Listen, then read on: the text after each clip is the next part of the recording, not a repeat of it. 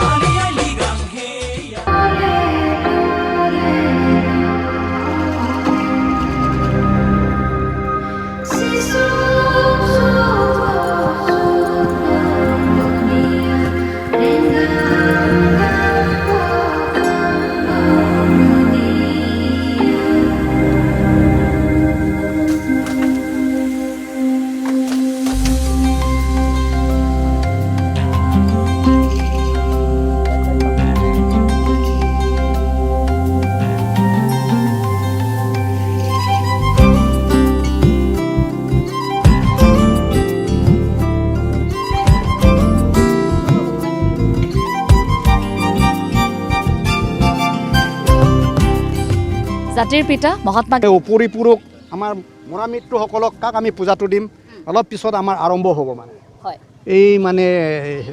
বস্তুকেইটা আমি লগোৱাৰ পিছত তৰা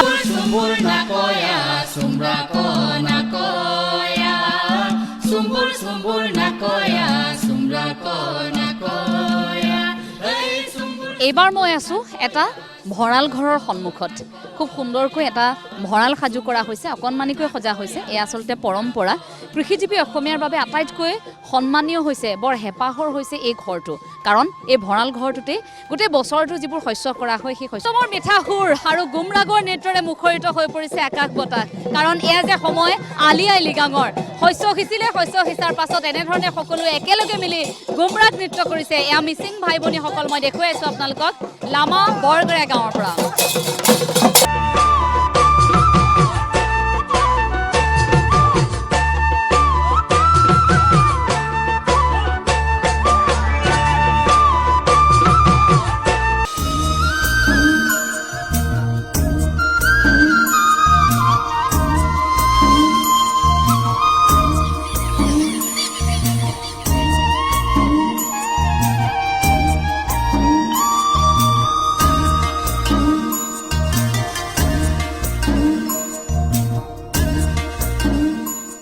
এইবাৰ মই আছো মুৰং ঘৰত মিচিং জনগোষ্ঠীৰ বাবে এই মুৰং ঘৰটো অতিকৈ আদৰৰ নহয় জানো আপোনালোকে আজৰি সময় ইয়াত কটাই আপোনালোকৰ